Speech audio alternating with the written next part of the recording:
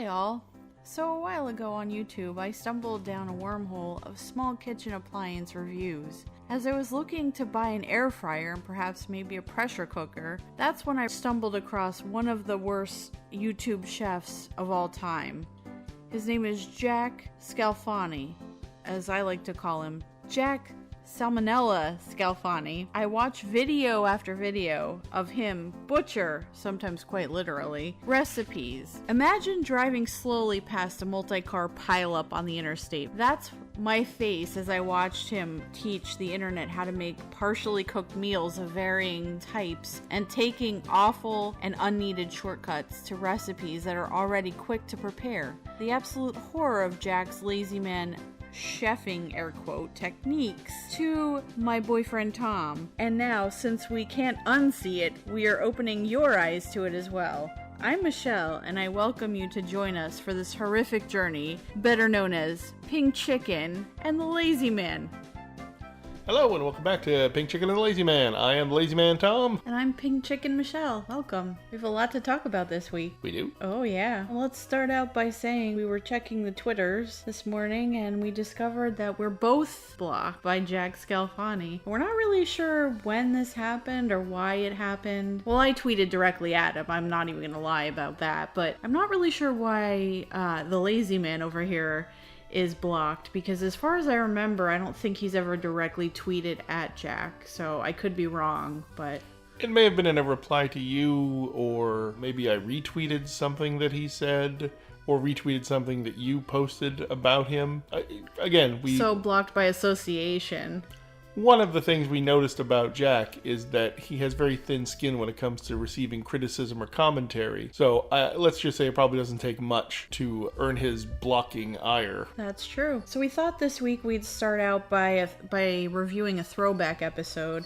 And it's one that the name of the podcast is based on. One of the probably worst and most dangerous videos that Jack still to this day has up on his channel, and it's the McCormick Bag N season food product review. It has about 103,000 views. I can't tell what year it's from by the view on our TV right now, but it's been out there for quite some time. 6 years. 6 years. He hasn't corrected it. It's same format that it was when it was first released, and we thought we'd talk about this and we'll give our commentary with the episode on mute like we did on the last 2 episodes of Pink Chicken and the Lazy Man, so you can understand why our podcast got its name. Basically, and this is a recurring theme throughout Jack's show, is everything that he cooks appears to be undercooked, like as far as white meats are concerned, like pork and chicken. And you do see it sometimes with beef products as well, but it's very prominent with the white or the lighter meats because it appears pink, and which is also the most dangerous part of it. I mean, people eat steak tartare, people eat undercooked beef all the time, and that's not really known to have anything, but food safety handlers are always concerned about pork and chicken because of the microbiome on them, and they have to be heated to a certain temperature to kill the microorganisms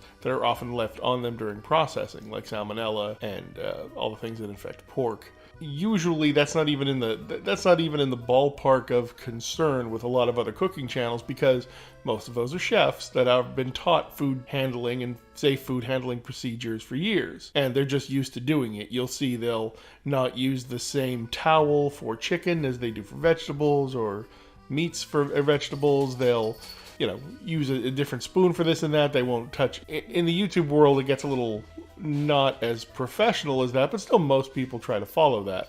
This episode too, I wanted to point out, and I don't know because his lighting capabilities and his sound quality is so bad in certain episodes, you can't really tell if it is in fact Pink Chicken or if it's just his lighting, like he didn't do a white balance on something prior to starting the video. But on this particular episode, there's no confusing that, because there is visible blood coming out of the chicken, and we'll get into it here in a couple minutes, but you'll see exactly what we mean when we get into it here. But I've made these season and bag things before. I don't know that I've necessarily made a chicken with one. I think I maybe have done the beef one. I know I definitely have done the pork chop one. And the directions on the back of the bag vary a little bit depending on what cut of meat you're using, what to do with it. But as long as you follow the directions, which I have questions about, it's pretty easy to do. Like, it's like using a crock pot. It cooks itself. And there's very minimal human interaction. Once you put it in the oven, that's just it. You just put it in and you set it and forget it kind of thing. Well, this is McCormick trying to make as foolproof as possible cooking. This is take it beyond just a step of, we're selling spices. It's meant to be a kit. Foolproof, follow the directions. There's a maximum and a minimum amount of time that you're supposed to cook the product for, and he is just barely in the minimum. It's like, it's supposed to cook for such and such a time, up to this time. So we took it out exactly at, I don't know if it was 1 hour or 1/2 hour. I happen to have Walmart grocery, and it gives you package. You can look at the back of the package, see all the nutrition facts and the directions and whatnot. So I pulled it up, and it says prep time is 15 minutes. This is for the same bag he's using too, by the way. Cook time is 1 hour, makes 8 servings. Preheat the oven at 350, so it's 350 for 1 hour. So you're kind of cooking it on the low-ish side, but you're not completely like roasting it slowly either. It's kind of right in the middle there, in the happy middle. But still, with chicken and the lighter meats, I would want to. The pork chops I made, they were very clearly done. Because I use the thin cut pork chops. But with the chicken, I would feel more comfortable if, you plop in one of those thermometer things that you can get and check the temperature, and then if it's not to temperature, just plop it back in the oven for, in 15-minute increments or 10-minute increments or something. He references that somewhere in this. He says something about we checked and it was at temperature. Right, but there's a certain way you can, because this chicken is for bone-in chicken. So if you don't measure the chicken in the right spot when you take the temperature, if you're hitting the bone, if you're hitting the bottom of the whatever you're cooking it in, you could get a false read. And I wonder if that's maybe what he did too, or he didn't maybe he pulled it right out of the oven and just jammed it in there rather than letting it rest for like a minute or something for it to kind of level out. I don't know, but it's not good. Just by visual inspection, you could tell this chicken is woefully undercooked, dangerously undercooked. Again, he'll talk in the video about how juicy the chicken is. The chicken in the Bag N Season bag is very juicy, and you can clearly see the juice running out of it is light pink to red. You can see blood in the chicken. Yeah, there's no covering this up by bad lighting. It's clearly blood.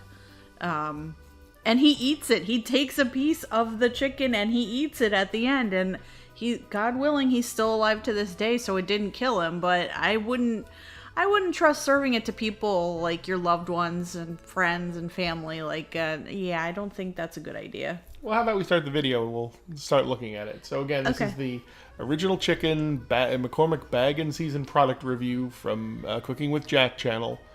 6 years ago, 103,000 views. One of his most popular videos, by the way, but again, probably not for the reason he thinks. Right. So we're starting up the video here.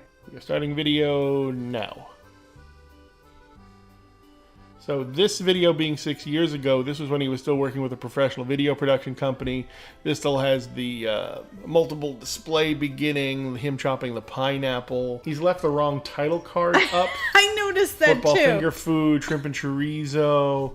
So that was from an earlier episode where he was making finger food to eat with a football game. And in the background, he has a whiteboard and it says skin or no skin on your chicken. And I don't really think that's a question. I think it's more of it depends on the cooking technique that you're doing situation. Depending on what you're making, I don't think leaving skin on is appropriate, but if you're roasting it, yeah, by all means, go for it. The bright lemon yellow walls of his old kitchen. Lemon you see yellow? The skin or no skin on your chicken? The whiteboard. Oh, yeah, I just noticed that. So the skin or no skin on your chicken looks like it's written on the whiteboard, but it's actually a graphic. That he put over and forgot to take off for the next shot. Whoopsie. And so he's going on and on about the bag and season review. He actually compares it to shake and bake, which it is not. Well, shake and bake is breading. Shake and bake is breading and maybe some seasonings that you dip it, you put it in egg wash, and then you put in the crumbs. This is just seasoning, and it relies strictly on the moisture, in this case from the vegetables that you put in, and the heat that it generates to steam and cook inside this bag that it comes with. But you don't have to dip the chicken in oil or butter or anything. No, as far as I know, it's just vegetables. So he's speaking now. We're at about, here we go. We're about the 2-minute mark. He is beginning to season the chicken and place it into the bag. He has one giant non-split breast of chicken, and he has a chicken leg that's still connected to the thigh. So fairly large pieces of chicken with bones still well intact. And to note, if you happen to have made this chicken in a bag before, there's directions for boneless pieces of chicken, and then there's directions for bone-in chicken, but it's, again, pieces. This is like a whole connective thigh and drumstick and a huge chicken breast. Oh, now we're up to the part where he's now doing his comparison. So his control group is going to be 2 pieces of chicken, same size, placed in a roasting pan with no covering, no added water or chicken stock, and some root vegetables, some carrots, and some celery. No oil, nothing. It's just dry, bone dry, going into the oven. Bone dry chicken, and he's dumping his Jack seasoning powder on it. Okay, so now we're time lapsing here. We're 40 minutes into this. But wait, doesn't the chicken say to cook it for an hour? Yeah, that would be correct. So he's technically cooked the chicken. He's undercooked the chicken by 20 minutes. Assuming he put it in at 350. Okay, the 2 chickens are next to each other on the roasting pan. He's about to cut open the bag. He's going to burn himself because the steam is coming out of the bag. The vegetables in the control test side that he doesn't have the bag for look very sad. Well, again, he cooked it at 350 for 40 minutes. Not enough high heat to really roast the vegetables. No, they just look they're cooked. Limp. Yeah. They're a little dried out. All right, so we are peeling back this is the bag and seasoned chicken. Cut into it. You can visibly see on the surface of the chicken pink areas. And that's not bad lighting, folks, because when he cuts into the other one, that's when the dirty secrets are revealed. Yeah, so he cut into the chicken breast, and you can see areas of pink. Now he's going after the leg and thigh piece, which he should have separated but didn't. This is, if you want to jump to it, it's time index 4 minutes and 43 seconds in. And this is what we've all tuned in for. There is a giant hunk of red. It looks like strawberry jelly in the middle of his chicken. It's a pool of blood sitting in the chicken. Because remember, he has undercooked this chicken by 20 minutes. And it was only 350 to begin with. So he has undercooked the chicken by 20 minutes. And this is the part where he goes, oh, you see that red in the chicken? It's not a problem. Just pop it in the microwave for a minute. That's not how chicken works at all. That's his solution for undercooking 20 minutes, is to pop the chicken in the microwave for a minute. Oh, he's diving in for the taste test. To the raw chicken. That's at time index 5 minutes and 30 seconds. The piece you'll see him eat right now is the piece that was the square piece that clearly had the pink juice running out of it, that he cut from the piece of chicken where there was a puddle of blood in it. And he's like, yeah, it's moist, it's great, it's delicious. And then he comments on the carrots. He bit a piece of carrot on the side that he cooked in the bag, and then he takes a piece of the celery on the other side from the dry roasted vegetables, and remarks that the celery tastes sweeter that wasn't in the bag. And I'm just really confused by that comment, but I guess the bag that was the celery that was exposed that was not in the bag got roasted a little bit. And it's a small piece of celery, so it would roast fairly quickly. And the one in the bag is steamed. But again, you're cooking the vegetables, you're cooking aromatics with the chicken to flavor and season the chicken, not really so much to cook the vegetables. From the get-go, he's followed the directions wrong, but I think that the vegetables were supposed to, you're supposed to dump the seasoning in the bag and shake everything together, including the vegetables, so everything gets flavored. Let me just consult the directions here for a second and see what it says. I do want to call attention to the magnetic knife rack that he has. to the frame right side of his door. That does actually appear in his later kitchens. In the most current episodes of Cooking with Jack, you can see that hanging out very much on the edge of frame right. Okay, so it does say sprinkle seasoning mix over chicken evenly and then place any remaining seasoning over chicken and vegetables. So he basically used the entire seasoning bag on the chicken and then didn't put anything else on the vegetables. Now I'm sure when the chicken starts to sweat and juice up and things like that, the seasoning will spread out through the vegetables. He did not follow the directions at all, really. But also, we're at the 7-minute and 35-second mark. In the back of his kitchen, you can see that he has placed the roasting pans. This is his first kitchen. You can see the washer and dryer hookup on the frame right. He's just placing the food on his washer and dryer. There's no board there or anything. So there's probably residue from other earlier cooking episodes on that washer and dryer. So again, the idea of contamination, not safe food handling, and also, if you're going to use your home kitchen for your YouTube cooking show, every other YouTube cooking show that we've watched, they would, even if there's first of all, they try to avoid the problem areas in the framing of their shot.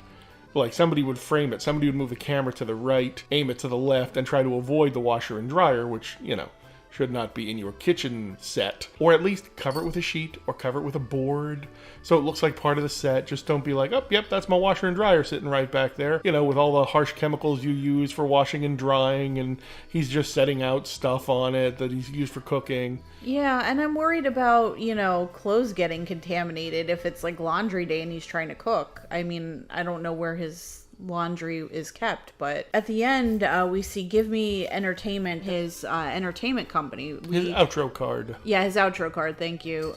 We looked at his LinkedIn and it shows that he's the president of Give Me Entertainment. So that's his own business that he uses to create these YouTube channels and videos that he has. It would be interesting to see if that's registered as a corporation, or again, if he just called it this because that's what he came up with his video editing software, and it had this little outro title card, because this looks like stock title card maker graphic. Oh yeah, you could probably make it with iMovie. Yeah. One other thing I wanted to hit on.